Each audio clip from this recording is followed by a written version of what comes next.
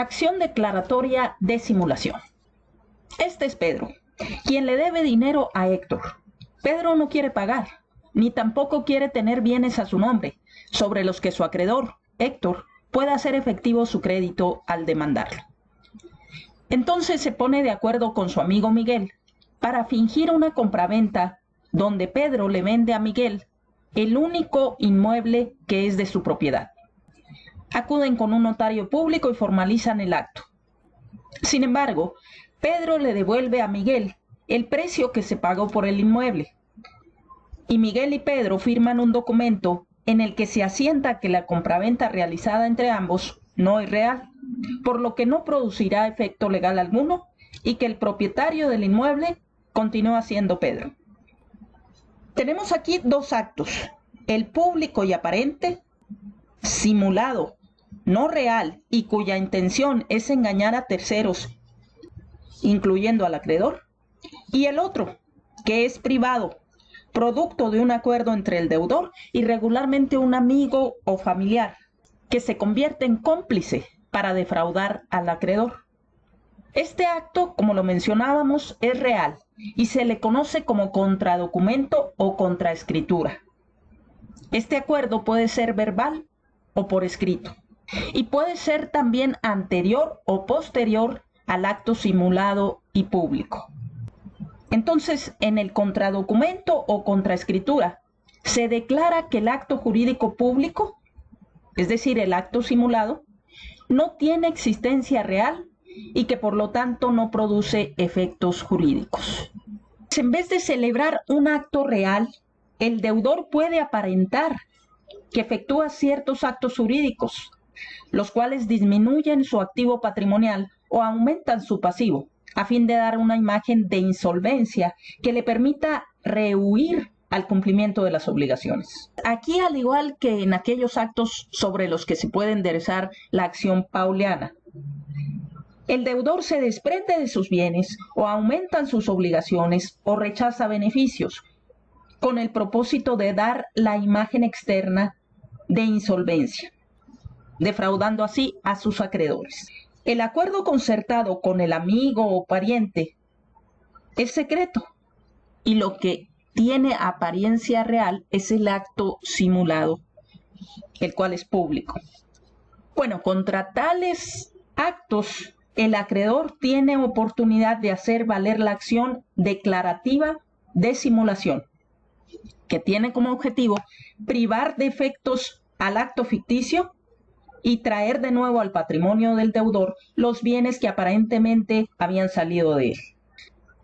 De acuerdo con el Código Civil, la simulación puede ser absoluta o relativa. La simulación es absoluta cuando el acto simulado nada tiene de real y va a ser relativa cuando a un acto jurídico se le da una falsa apariencia que oculta su verdadero carácter.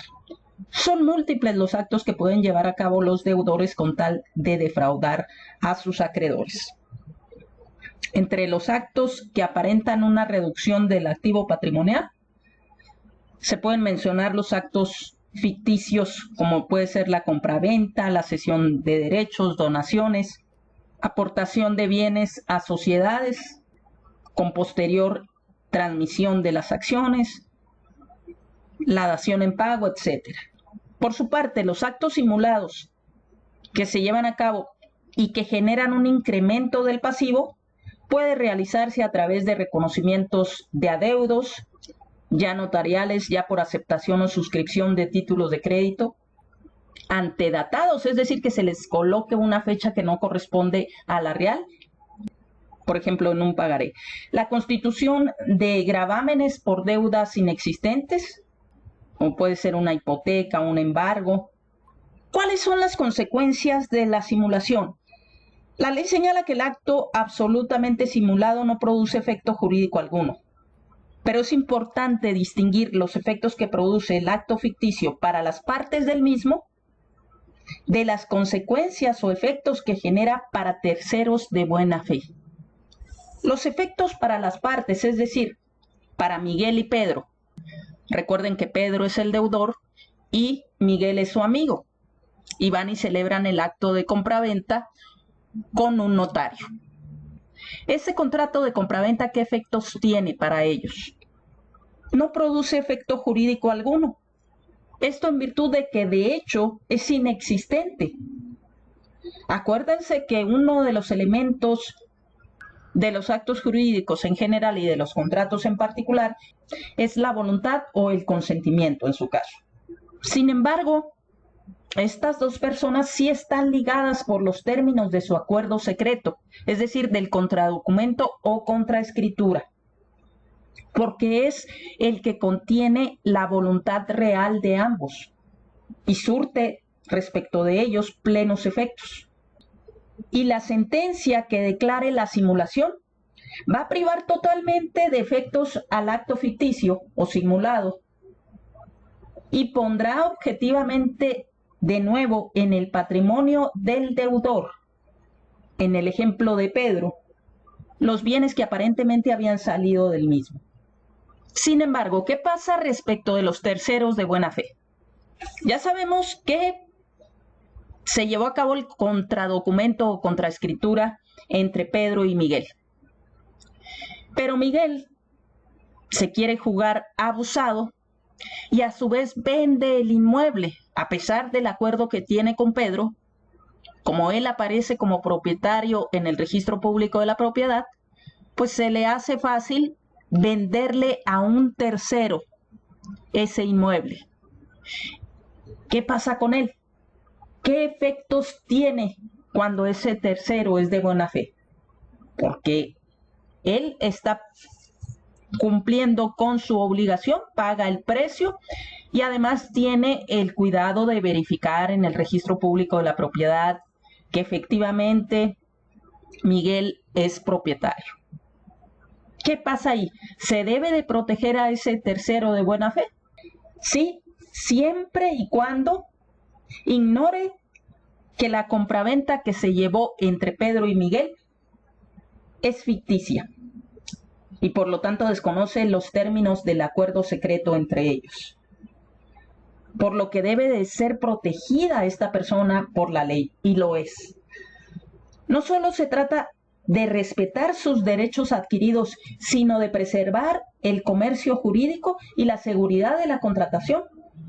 Porque imagínense quién va a tener confianza en los contratos si estos pudieran fácilmente ser destruidos por la existencia de acuerdos secretos previos.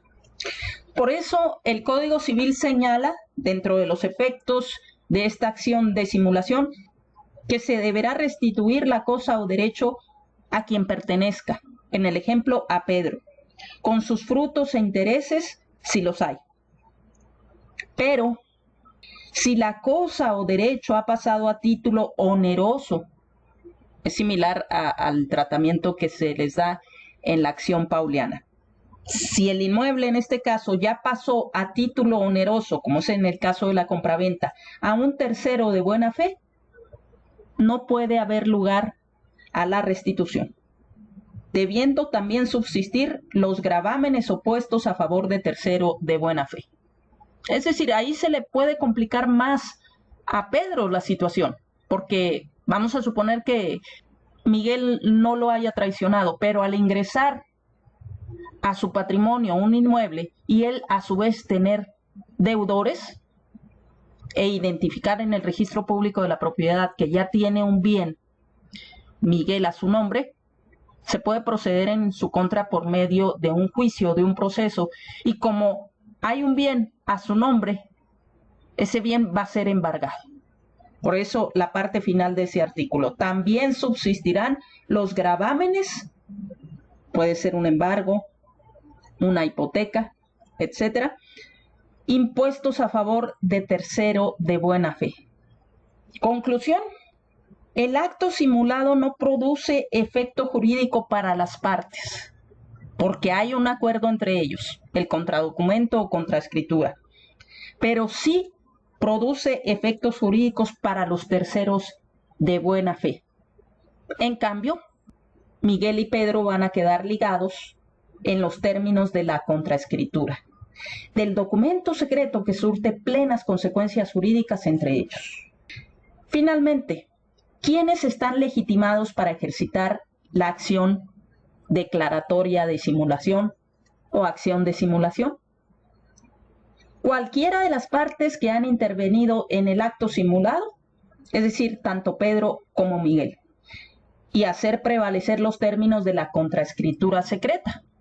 Cuando Pedro, por ejemplo, está viendo que ya Miguel está queriéndose quedar con el inmueble o venderlo, tiene interés jurídico para hacer valer esta acción. Pero además de ellas, cualquier tercero al que perjudique la simulación, como es el caso de los acreedores de Pedro, o el Ministerio Público incluso, cuando la agraviada, la afectada por esos actos, sea la hacienda pública, porque se pretendió defraudar a Hacienda y no pagar los impuestos correspondientes a través de la celebración de estos actos simulados. O también el Ministerio Público cuando se quebranten leyes de orden público. Todos estos sujetos están legitimados para proceder y ejercitar esta acción.